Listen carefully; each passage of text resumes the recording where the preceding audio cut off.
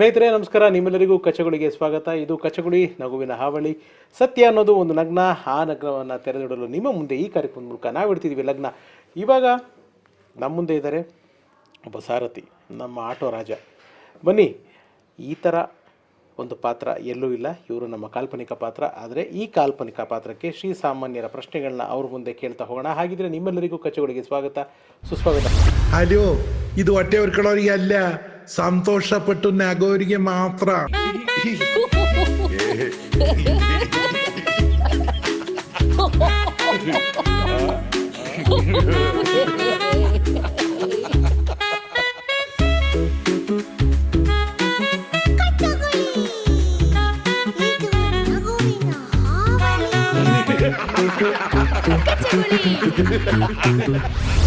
ನಮಸ್ಕಾರ ಅಣ್ಣ. ನಮಸ್ಕಾರ. ಹೇಗಿದ್ದೀರಾ ರಫೀಕ್ ಭಾಯ್? ಫಸ್ಟ್ ಕ್ಲಾಸ್ ಅಣ್ಣ, ಫಸ್ಟ್ ಕ್ಲಾಸ್. ನೋಡ್ದೆ ನಿಮ್ದು ಎಲ್ಲ ಪ್ರೋಗ್ರಾಮ್ ನೋಡ್ತೀವಿ. ಕಚಗುಳಿ ನೋಡ್ತಿದ್ದೀರಾ? ನಮ್ಮ ತಂದೆದು ಇಂಟರ್ವ್ಯೂ ಮಾಡಿದ್ರಲ್ಲ ನೀವು. ಸೀನಿಯರ್ ರಫೀಕ್ ಭಾಯ್. ನಿಮ್ ತಂದೆಯವರಾ? ನಿಮ್ಗೆ ಬಟ್ ಅವರು ರಫೀಕು, ನೀವು ರಫೀಕು? ಅದೇ, ಅವರು ಮುಸ್ತಾಕ್ ರಫೀಕು, ನಾನು ಇರ್ಫಾನ್ ರಫೀಕು. ಅದ್ಭುತ ರಫೀಕ್ ಭಾಯ್. ರಫೀಕ್ ಭಾಯ್, ಮೊದಲನೇ ಪ್ರಶ್ನೆ, ತುಂಬಾ ಜನ ನೀವುಗಳು ನಮ್ಮ ಶಂಕರಣ್ಣನ ಅಭಿಮಾನಿಗಳು. ಯಾಕೆ ಆಟೋ ಡ್ರೈವರ್ ನಾನು ಕೈಸೇರನ್ನ ಹೆಂಗಿರ್ಬೇಕು, ಏನು ಮಾಡಬೇಕು, ಆಟೋ ಡ್ರೈವರ್ಗಳು ಹೆಂಗೆ ಮರ್ಯಾದೆಯಿಂದ ಇರಬೇಕು ಅಂತೆಲ್ಲ ತೋರಿಸಿ ಆ ಪಾರ್ಟ್ ಮಾಡಿ ಅವರು ನಿಮಗೆ ಗೊತ್ತಿಲ್ಲ, ಅವರು ದೂರದರ್ಶನೊಳಗೇನೆ ಆಟೋ ಅವ್ರದ್ದು ಒಂದು ಕೆಲಸ ಹೇಳಿದ್ರು. ಆಟೋ ಅವ್ರಿಗೆಲ್ಲ ಇಂಟರ್ವ್ಯೂ ಮಾಡಿಬಿಟ್ಟು ಮರ್ಯಾದೆ ತೆಗೆದಿದ್ರು ಅವರು. ಅಂದರೆ ಮರ್ಯಾದೆ ಕೊಟ್ಟಿದ್ರು ಅಂತ ಹೇಳ್ತಾರೆ. ಮರ್ಯಾದೆ ಜಾಸ್ತಿ ತೆಗೆದಿದ್ರು ಅವ್ರದ್ದು. ತೆಗೆದಿದ್ರು? ಸರಿ ಸರಿ, ನೀವು ಅವತ್ತು ಮರ್ಯಾದೆ ತೆಗೆದಿದ್ರು, ಸಿನಿಮಾ ತೆಗಿಯೋ ಥರ. ಹಂಗೆ ನಮ್ಮದು ದೂರದರ್ಶನ ಒಳಗೆ ಎಲ್ಲ ತೋರಿಸ್ಬಿಟ್ಟಿದ್ರು ಅವರು. ಸೊ ಅದಾದಮೇಲೆ ಅವರು ಕ್ಯಾಕ್ ಕರ್ಕೊಂಡ್ಬಿಲ್ಲಾತು ಅಲ್ಲಿ ಸಿನಿಮಾದಲ್ಲಿ ಪಾರ್ಟ್ ಮಾಡಿದ್ರು ಇಲ್ಲ, ನಮ್ಮ ಒಳಗಡೆ ಒಂದು ಸಂಕರಣ ಬಂದ್ಬಿಟ್ಟಿದ ನಮಗೆ. ಹೆಂಗೆ ಅಂದರೆ ದೆಗ್ದಲ್ಲಿ ಆಯ್ತು, ಹಮೇಶ್ ಸಂಕರ್ನಾಗ ನಾವೇ ಸಂಕರ್ನಾಗ ಇಟ್ಬಿಟ್ಟು ಬಹುತ್ ಯಾವ್ದೇವೆ ಆಟೋ ರಾಜ. ಆಟೋ ರಾಜ. ಬಾದ್ಮೇ ವಿಷ್ಣುವರ್ಧನ್ ಸಾರು ಮಾಡಿದ್ರು, ಅದು ದರ್ಶನ್ ಮಾಡಿದ್ರು, ಎಲ್ಲರೂ ಭಾಳ ಜನ ಮಾಡಿದ್ರು. ಬಟ್ ಏನೇ ಆಗಲಿ ಸಂಕರ ಐದು ಆದ್ಮಿ ಪೈದಾಸ್ನೇ ಹೊತ್ತಾಕೊಳ್ಬೋದು, ಊಟಕ್ಕಿಲ್ಲ ಅಂತ ಅವರು. ಈಗ ಹುಟ್ಟಿರೋ ಎಷ್ಟೋ ಜನ ಆಟೋ ಡ್ರೈವರ್ಸು ಅವ್ರು ಸತದ ಮೇಲೆ ಹುಟ್ಟಿರೋದು, ಆದರೂ ಅವ್ರಿಗೆ ಮರ್ಯಾದೆ ಕೊಡ್ತಾರೆ. ಅವ್ರೇನೋ ಇದ್ಬಿಟ್ಟಿದ್ರೆ ನಮ್ಮ ಆಟೋ ಹಿಂಗೆ ಇರ್ತಾ ಇರಲಿಲ್ಲ.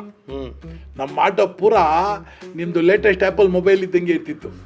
ಸೌಂಡ್ ಇಲ್ಲದೆ ಹೋಯ್ತಾ ಇತ್ತು. ಐಸಾಚ ಈಗರು ಒಂದು ಭೂಮಿಯಿಂದ 2 ಫೀಟ್ ಉಪ್ಪರ್ ಚಲ್ತಾ ಆಟೋ. ವಯಸ್ಸು ಐಡಿಯಾ ಹಂಗೆ ಐಡಿಯಾ ಮಾಡ್ತಾ ಇದ್ರು ಅವರು.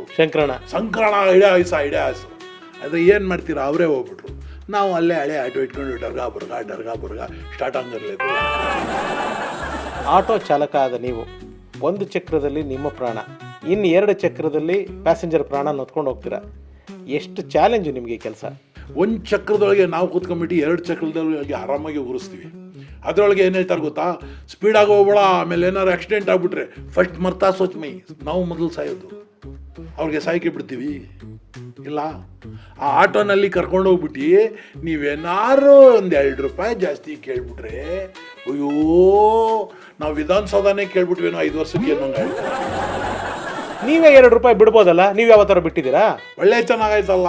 ನಾವೆಲ್ರಿಗೂ 2 ರೂಪಾಯಿ ಬಿಟ್ಬಿಟ್ರೆ ಸಿಗೋದಿಷ್ಟು ಪೆಟ್ರೋಲ್ ಏನು ಫ್ರೀಯಾಗಿ ಕೊಡ್ತಾರೆ. ನಾವು ಎಲ್ರಿಗೂ 2 ರೂಪಾಯಿ ಜಾಸ್ತಿ ಕೊಟ್ಕೊಂಡು ಹೋಗ್ಬಿಟ್ರೆ ನಮ್ಗೇನು ಫ್ರೀಯಾಗಿ ಸಿಗುತ್ತಾ? ನಿಮ್ಗೇನಣ್ಣ, ನಿಮಗೆ ಕ್ಯಾಬಿನಿ ನೀವು ಹೋಟೆಲ್ಗೆ ಹೋಗ್ರೆ 10 ರೂಪಾಯಿ ಕೊಡ್ತೀರಾ ವೇಟರ್ಗೆ, 10 ರೂಪಾಯಿ ಕೊಡ್ತೀರಾ ಟಿಫನ್ ಮಾಡಿದ್ರೆ ವೇಟರ್ಗೆ. ಯಾಕೆ ಹೇಳಿ, ಹುಡುಗಿರು ನೋಡಬೇಕು ಅವಾಗ ಟಿಪ್ಸ್ ರಕಲೇವು ಅಂತ.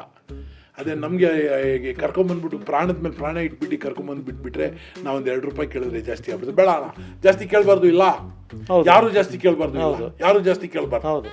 ಆಯ್ತು ಅಣ್ಣ, ಕೇಳ್ತೀನಿ. ಈಗ ಈ ಇದ್ರೊಳಗೆ ಹೋಗಿಲ್ಲ ನೀವು ಟ್ಯಾಕ್ಸಿ? ಹೌದು. ಇವಾಗ ಹೊಸದು ಏನು ಬಂದೈತೆ, ಅದು ಹಿಂಗೆ ಹೊತ್ತದ್ದು ಏನೇನು ಬಂದೈತಲ್ಲ, ಮೊಬೈಲಲ್ಲೇ ಎಲ್ಲ ಬುಕ್ ಮಾಡ್ತೀರಲ್ಲ.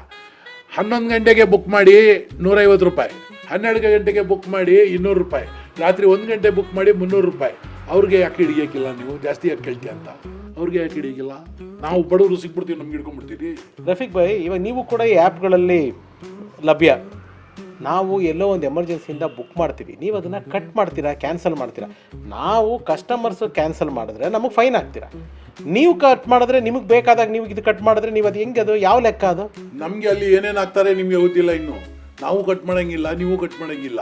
ಆದರೆ ಏನಾಗಿತ್ತು ಗೊತ್ತಾ, ಇದು ಏನೋ ಫಸ್ಟು ಅಕ್ಕಿಗಳಿಗೆ ಅಕ್ಕಿ ಕಾಳು ಕೊಟ್ಟರು, ಅದಕ್ಕೆ ಪಕ್ಷಿಗೆ ಅಕ್ಕಿ ಕಾಳು ಕೊಟ್ಟರು. ಆಮೇಲೆ 2 ಕಾಳು ಕೊಟ್ಟರು, 3 ಕಾಳು ಕೊಟ್ಟರು, 4 ಕಾಳು ಕೊಟ್ಟರು, 5 ಕಾಳು ಕೊಟ್ಟರು. ಎಲ್ಲ ಕಾಳು ತಿಂತಾ ಇರುವಾಗ ರಪ್ಪ ಅಂತ ಕಾಳಿಗೆ 10 ರೂಪಾಯಿ ಅಂದ್ಬಿಟ್ರು. ಏನು ಮಾಡ್ತೀರಾಗ?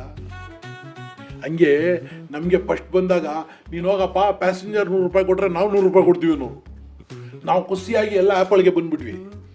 ಈಗ ಏನಾಗ್ಬಿಟ್ಟು ಊರು ಬಿಟ್ಬಿಟ್ಟು ಎಲ್ಲ ಬಂದ್ಬಿಟ್ಟು ಇಲ್ಲಿ ಗಾಡಿ ಓಡಿಸ್ತಾರೆ. ಯಾಕೆ? ಆ್ಯಪಲ್ಗೆ ಐತೆ ಅಂತ. ಈಗೇನು ಮಾಡ್ಬಿಟ್ರು, ನಾವು ಅವ್ನಿಗೆ 150 ರೂಪಾಯಿ ಕಟ್ಬೇಕು, 300 ರೂಪಾಯಿ ಬಂದರೆ. ಈಗ ನಾವು ಮಿಸ್ಟೇಕಲ್ಲಿಗೆ ಹೋಗ್ಬಿಟ್ಬಿಡ್ತೀವಿ.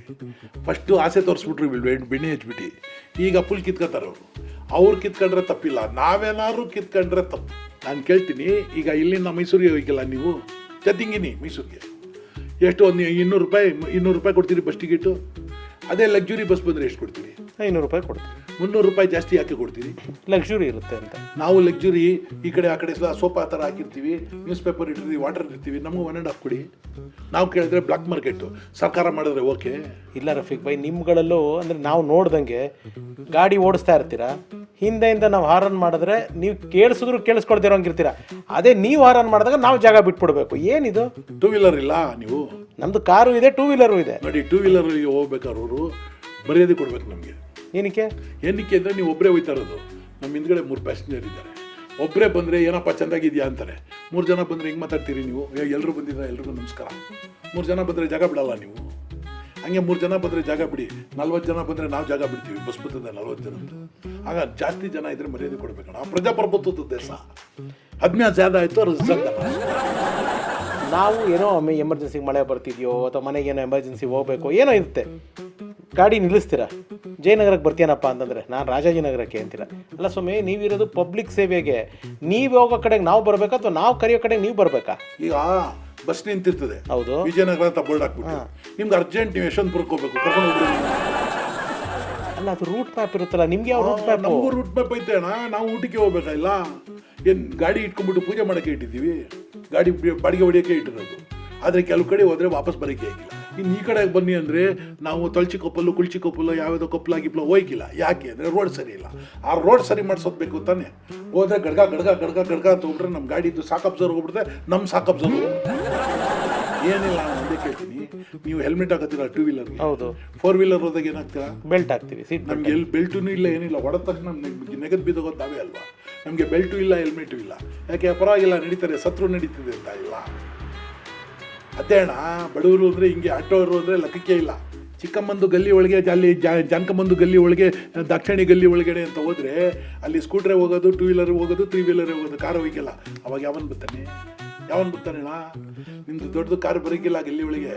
ಬಡವ್ರ ಮನೆಗೆ ಹೋಗೋದು ನಾವೇನೆ, ಬಡವ್ರ ಮನೆ ಬಾಗಿಲವರೆಗೆ ಹೋಗೋದು ನಾವೇನೆ. ಜಾಸ್ತಿ ಮಾತಾಡಿದ್ರೆ ಲಗೇಜ್ ತೆಗೆದು ಇಳಿಸಿ ಕೊಡೋರು ನಾವೇನೆ.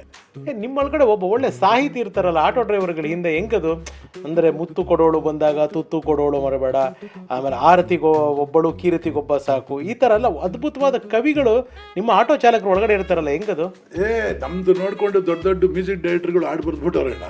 ಯಾರು ಆಟೋ ಸಾಹಿತ್ಯಕ್ಕೆ ಈ ಸತಿ ರಾಜ್ಯ ಪ್ರಶಸ್ತಿ ಕೊಟ್ಟೇ ಇಲ್ಲ. ಆದರೂ ನಾವು ಸಿದ್ಧಾಂತ ವೇದಾಂತ ಜನಗಳಿಗೆ ಹೇಳ್ತಾನೆ ಹೋಗ್ತೀವಿ.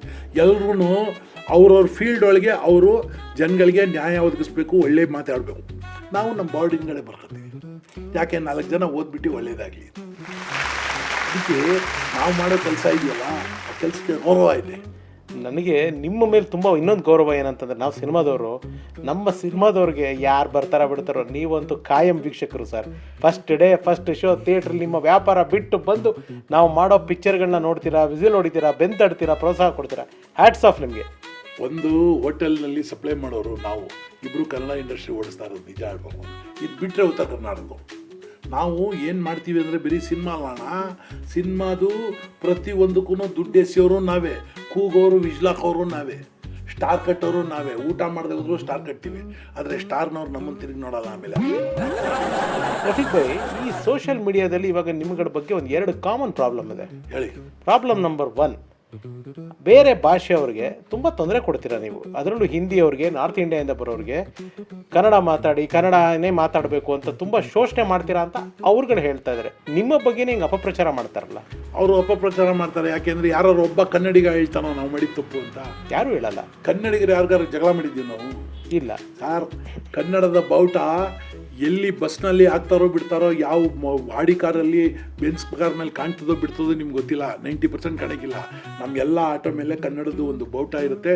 ನಮ್ಮದು ಎಲ್ಲ ಆಟೋ ಸ್ಟ್ಯಾಂಡಲ್ಲಿ ಒಂದು ಫೋಟೋ ಇರುತ್ತೆ ಕನ್ನಡ ತಾಯಿದು, ಆಮೇಲೆ ಶಂಕರ್ನಾಗ್ದು ಒಂದು ಫೋಟೋ ಇರ್ತದೆ. ಕನ್ನಡದ ಫ್ಲ್ಯಾಗು ಆಟೋಕ್ಕಿಂತ ದೊಡ್ಡದು ಇಡ್ತೀವಿ ನಾವು. ಅದು ಮರ್ಯಾದೆ ನಮ್ಮ ನಾಡು ಅಂತ. ಅದೇ ನಾವು ಅವ್ರಿಗೆ ಹೇಳ್ತೀವಿ. ಕನ್ನಡದಲ್ಲಿ ಹೇಳಿ ಅಂದರೆ ಹೇಳೋಕ್ಕಾಗಿಲ್ಲ ಅವ್ರಿಗೆ. ನಮಗೆ ಬುಕ್ ಮಾಡಿಬಿಟ್ಟು ಬೇರೆಯವ್ರಿಗೆ ಬುಕ್ ಮಾಡ್ತಾರೆ, ಆವಾಗ ಜಗಳ ಆಯ್ತದೆ. ನಾವೇನಾದ್ರು ಅಂದ್ಬಿಟ್ರೆ ಆಟೋದವನು ಐಸಾ ಬೋಲ್ಯ ವೈಸಾ ಬೋಲ್ಯ. ಯಾವತ್ತೂ ಏನೇ ಮಿಸ್ಟೇಕ್ ಆದರೆ ಆಟೋದವನ್ನೇ ತೋರಿಸೋದು, ಬಾಕಿಯವ್ರನ್ನ ತೋರಿಸಲ್ಲ. ಅವ್ರು ಅದಕ್ಕಿಂತ ಮುಂಚೆ ಯಾರ್ಯಾರಿಗೆ ಬೈದ್ರು, ನಮ್ಮದು ಫ್ಯಾಮ್ಲಿಗೆ ಇಡೀ ಬೈದಿದ್ದು ಹಾಕೋಕ್ಕಿಲ್ಲ, ಬೇರೆ ನಮಗೆ ಬೈದಿದ್ದು ಹಾಕ್ಬಿಡ್ತಾರೆ. ರಫೀಕ್ ಭಾಯ್, ನೀವು ಒಂಥರ ನಮ್ಮ ಕೃಷ್ಣ ಪರಮಾತ್ಮನ ಸಂತತಿ. ನೀವು ದೊಡ್ಡದು ಮಾತು. ಕೃಷ್ಣ ಪರಮಾತ್ಮ ಮಹಾಭಾರತದ ಸಾರಥಿ. ಹೌದು. ನೀವು ಈ ಮಹಾಭಾರತಕ್ಕೂ ಸಾರಥಿ, ಆಟೋ ಚಾಲಕರು. ಹೌದು. ನೀವು ಕಾಣುವ ಈ ಭವ್ಯ ಭಾರತ ಏನು? ಅಲ್ಲಿ ಕೃಷ್ಣ ಹೇಳಿದ್ದು ಎಲ್ಲರೂ ಕೇಳಿದ್ರು ಇಲ್ಲ. ಇವತ್ತು ನೀವು ಅದನ್ನೆಲ್ಲರೂ ಒಪ್ಕೋತೀರಾ? ಹೌದು. ನಾವು ಹೇಳಿದ್ದು ಒಪ್ಕೊಳ್ಳಿ. ನಾವೇನು ತಪ್ಪು ಮಾತಾಡ್ತೀವಿ? ಒಳ್ಳೆ ಒಂದು ಸಿದ್ಧಾಂತ ಬರಿತೀವಿ. ಕೃಷ್ಣ ಅಲ್ಲಿ ಹೇಳಿದ್ರು ನಾವು ಹಿಂದ್ಗಡೆ ಬರಿತೀವಿ. ನಾನು ಹೇಳೋದಂದೆ, ನಿಮಗೆ ಇಂಪ್ರೂವ್ ಆಗಬೇಕು ಅಂದರೆ ಯಾವ್ಯಾವುದು ಇಂಪ್ರೂವ್ ಆಯಿತು ಅಣ್ಣ? ಎಲ್ಲ ಇಂಪ್ರೂವ್ ಆಯಿತು ಇಲ್ಲ. ಈ ಪ್ರಪಂಚ ಸಿನಿಮಾ ಥಿಯೇಟ್ರು, ದೊಡ್ಡ ಥಿಯೇಟ್ರ್ ಹೋಗ್ಬಿಟ್ಟು ಈಗ ಮಾಲ್ ಒಳಗೆ 8-9 ಥಿಯೇಟ್ರ್ ಬಂದ್ಬಿಡ್ತು. ಬಟನ್ ಪ್ರೆಸ್ ಮಾಡಿದ್ರೆ ಸಿನಿಮಾ ಬರ್ತದೆ ಇಲ್ಲ. ಸಿನಿಮಾ ಇಂಪ್ರೂವ್ ಆಗೋಯ್ತು. ದೊಡ್ಡ ರೀಲ್ ಹಾಕ್ಬಿಟ್ಟು ಬರ್ರ ಅಂತ ಶೂಟಿಂಗ್ ಮಾಡ್ತಾಯಿದ್ವಿ, ಬಿಟ್ಬಿಟ್ರೆ ಈಗ ಡಿಜಿಟಲ್ ಆಗೋಯ್ತು ಇಲ್ಲ. ಇಷ್ಟು ದೊಡ್ಡದು ಮೊಬೈಲ್ ಇಟ್ಕೊತಿದ್ರಿ, ಲ್ಯಾಂಡ್ ಫೋನ್ ಇಟ್ಕೊತಿದ್ರಿ ಅಲ್ವಾ? ಆ ಲ್ಯಾಂಡ್ ಫೋನ್ ಬಿಟ್ಬಿಟ್ಟು ಈಗ ಮೊಬೈಲ್ ಇಷ್ಟಾಗ್ಬಿಡ್ತು. ಇನ್ನು ಯಾವಾಗ ತಲೆ ಒಳಗೆ ಬರ್ತದೆ, ಕೂದಲೊಳಗೆ ಬರ್ತದೋ ಗೊತ್ತಿಲ್ಲ. ಬಾಯೊಳಗೆ ಹಾಕ್ಬಿಟ್ಟು ನುಂಗ್ಬಿಟ್ಟು ಒಳಗಡೆ ಐತೆ ಮೊಬೈಲು ಅಂತ ಹೇಳ್ತಿರೋ ಗೊತ್ತಿಲ್ಲ. ಯಾವ್ಯಾವಾಗ ಹೆಂಗೆ ಅಡ್ವಾನ್ಸ್ಡ್ ಆಗ್ಬಿಟ್ಟೈತಲ್ಲ, ಲ್ಯಾಪ್ಟಾಪು, ಕಂಪ್ಯೂಟರು ಎಲ್ಲ ಬಂದ್ಬಿಟ್ಟೈತೆ. ನಮ್ಮ ಆಟೋ ಇನ್ನೂ ಚೇಂಜ್ ಆಗಿಲ್ಲ. ಓಚ್ ಗೆರಾಂದಲ್ನೆಸ್ಸು ಹಿಂಗೆ ಎತ್ತಬೇಕು. ಅದಕ್ಕೆ ಹೇಳಿದ್ದು, ಅಂಥ ದೊಡ್ಡ ಮಹಾತ್ಮಗಳಿದ್ದಿದ್ದ ಆಟೋ ಚೇಂಜ್ ಮಾಡಿ ಅಣ್ಣ. ಆಟೋಗೂ ಹೊಸ ಸಿಸ್ಟಮ್ ಕೊಡಿ, AC ಮಾಡುವ ಆಟೋನ. ಆಸೋಗೆ ಇನ್ವೆಸ್ಟ್ ಮಾಡಿ, ಒಳ್ಳೊಳ್ಳೆ ಆಟೋ ಕಂಡುಹಿಡೀರಿ. ಇಲ್ಲ ಅದೇ ಗೇರು, ಅದೇ ಬ್ರೇಕು, ಅದೇ ಕೊಯ್ ಸೌಂಡು, ಅದೇ ರಿಪೇರಿಗೆ ಹೋಗ್ಬೇಕು ನಾವು. ಮಾಡಿ ಅಣ್ಣ, ಬ್ಯಾಟ್ರಿ ಆಟೋಗೆ ಬಂದೈತೆ ಅಷ್ಟೇ. ಇನ್ನೂ ಇಂಪ್ರೂವ್ ಮಾಡಿ. ಬರೀ ಬ್ಯಾಟ್ರಿ ಹಾಕ್ಬಿಟ್ರೆ ಸಾಲದು, ಆಟೋ ಇನ್ನೂ ಇಂಪ್ರೂವ್ ಮಾಡಿ. ಕರೆದ ತಕ್ಷಣ ಬರ್ತೀವಿ ಇಲ್ಲ. ನಮಗೆ ತಿಂಗಳಿಗೆ ಇಷ್ಟು ಆಯ್ತಪ್ಪ, ನೀನು ಹೋದರೆ ಡೀಸೆಲ್ಗೆ ಕಮ್ಮಿ ದುಡ್ಡು ಹೋಗು, ನೀನು ಹೋದರೆ ಪೆಟ್ರೋಲ್ಗೆ ಕಮ್ಮಿ ದುಡ್ಡು ಹೋಗು. ಅವಾಗ ನಾವು ನ್ಯಾಯವಾಗಿ ಹೋಗ್ಬೋದು.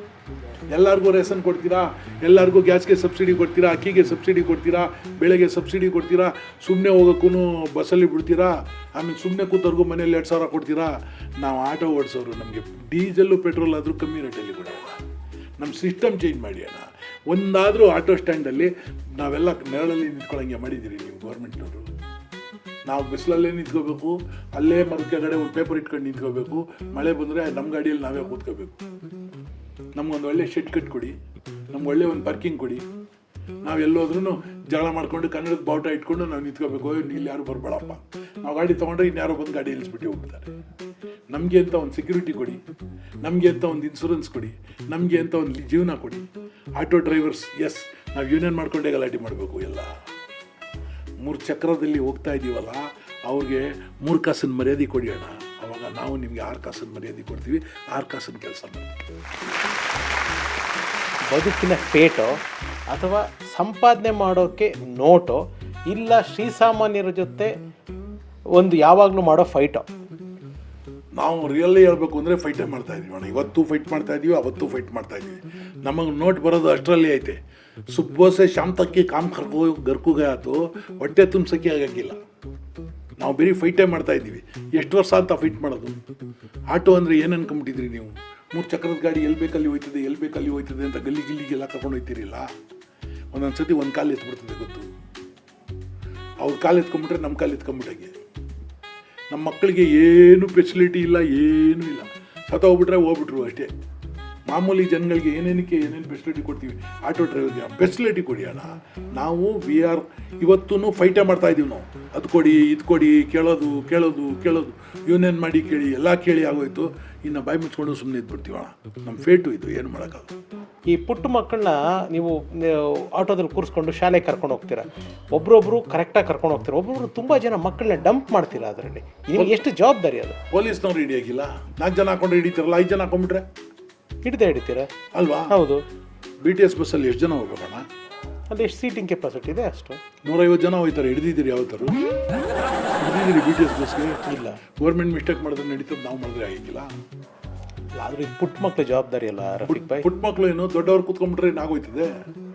ನಾವು ಹಿಡೀರಿ ನೀವು. ಅವ್ರು ಹೇಳ್ತಾರೆ ಪೊಲೀಸ್ನವರು, ಮಕ್ಕಳು ಒಳಗಡೆ ಕೂತ್ಕೊಂಡ್ಬಿಟ್ರೆ ಎಷ್ಟು ಜನ ಇದ್ದಾರೆ ಅಂತ ಗೊತ್ತಾಗಿಲ್ಲ ಅಂತ. ಹೊರಗಡೆ ಬ್ಯಾಗ್ ಎಣಿಸಿದ್ರೆ ಗೊತ್ತಾಗಿಲ್ಲ ಒಳಗಡೆ ಎಷ್ಟು ಜನ ಮಕ್ಕಳಿದ್ದಾರೆ ಅಂತ. ಅಣ್ಣ ಮಕ್ಕಳು ಅಣ್ಣ, ಅವ್ರನ್ನ ಸೇಫಾಗಿ ಕರ್ಕೊಂಡು ಹೋಗ್ತೀವಿ ನಾವು. ಸೇಫಾಗಿ ಕರ್ಕೊಂಡು ಹೋಗ್ತೀವಿ. ಒಳ್ಳೆ ಸ್ಕೂಲ್ ಬಸ್ ನಿಲ್ಲಿಸ್ಬಿಟ್ಟು ಚೆಕ್ ಮಾಡ್ತೀರಿ ನೀವು ಎಷ್ಟು ಮಕ್ಕಳಿದ್ದಾರೆ ಅಂತ. ತಿರ್ಗಾ ಆಟೋ ಅವರೇ ಒಬ್ಬರೇ ಸಿಗೋದು ನಿಮಗೆ. ಒಂದು ಹೇಳ್ತೀನಿ ನಿಮಗೆ, ಜೀವನದಲ್ಲಿ ಆಟೋಗಳೆಲ್ಲ ಚೇಂಜ್ ಆಗಬೇಕು ಅಂದರೆ ನೀವು ನಮ್ಗಳದ್ದು ಭವಿಷ್ಯ ಚೇಂಜ್ ಮಾಡಬೇಕು ಅಂದರೆ ಎಜುಕೇಟೆಡ್ ಮಾಡಿ ಆಟೋವ್ರನ್ನ. ಇಲ್ಲಿ ಪ್ರಾಬ್ಲಮ್ ಏನು ಗೊತ್ತಾ, ಆಟೋ ಓಡಿಸ್ಬೇಕಾದ್ರೆ ನಿಮಗೆ SLC ಆಗಬೇಕು, ದೇಶ ಓಡಿಸ್ಬೇಕಾದ್ರೆ ಏನು ಬೇಡ. ಜೀವನಕ್ಕೆ ಸೇಫ್ಟಿ ಇಲ್ಲ, ಸೆಕ್ಯೂರಿಟಿ ಇಲ್ಲ, ಹೆಲ್ಮೆಟ್ ಇಲ್ಲ, ಸೀಟ್ ಬೆಲ್ಟ್ ಇಲ್ಲ, ಏನೂ ಇಲ್ಲ. ಬರೀ ನಮ್ಮ ಮುಂದೆ ಇರೋದು ಒಂದಷ್ಟು ಪ್ರಶ್ನೆಗಳು. ಕಾಕರೆ ಆಯ್ತು, ಹಿಂಗೆ ಮಾಡ್ಬಿಡ್ರಿ, ಅವ್ನಿಗೆ ಹಿಂಗೆ ಹೇಳಿದ್ರಿ, ಇವ್ನಿಗೆ ಹಿಂಗೆ ಹೇಳಿದ್ರಿ, ನಿಮ್ಮ ಆಟೋ ಸ್ಟ್ಯಾಂಡ್ ಒಳಗೆ ಹಿಂಗೈತೆ ಹಂಗೈತೆ ಎಲ್ಲೈತೆ. ಯಾವನು ಆಟೋ ಆಗಬೇಕು ಅಂತ ಹುಟ್ಟಿಲ್ಲ ಅಣ್ಣ. ಇಲ್ಲಿ ಆಟೋ ಡ್ರೈವರ್ ಆಗಬೇಕು ಅಂತ ಯಾರೂ ಹುಟ್ಟಿಲ್ಲ.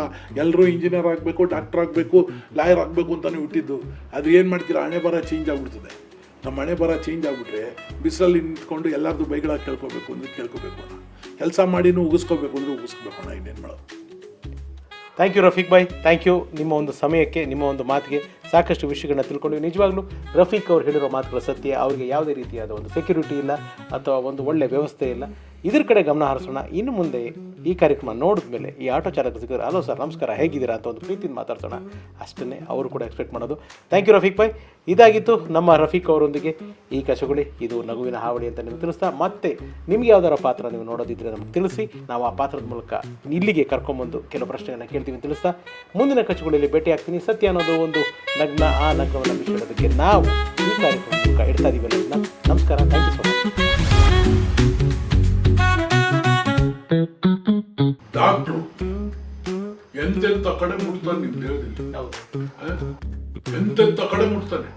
ಎಂತೆಂಥ ಕಡೆ ನೀವು ಮುಟ್ಟಬಾರ್ದು, ನೀವೇ ಮುಟ್ಟಿರಲ್ಲ ಅಂತ ಕಡೆ ಮುಟ್ತಾನೆ. ನೀವೇ ಮುಟ್ಟೋಡ್ಕೊಂಡಿರಲ್ಲ, ನೀವೇ ಬಂದು ನೋಡ್ಕೊಂಡಿರೋ ಅಂತ ಕಡೆ ಎಲ್ಲ ಏನು ಹಂಗೆ ನಾವು ಅಷ್ಟೇ. ಯಾರು ಏನೂ ಮುಟ್ಟದೇ ಇರೋದನ್ನೆಲ್ಲ ನಾವು ಕೈಲಿ ಮುಟ್ತೀವಿ.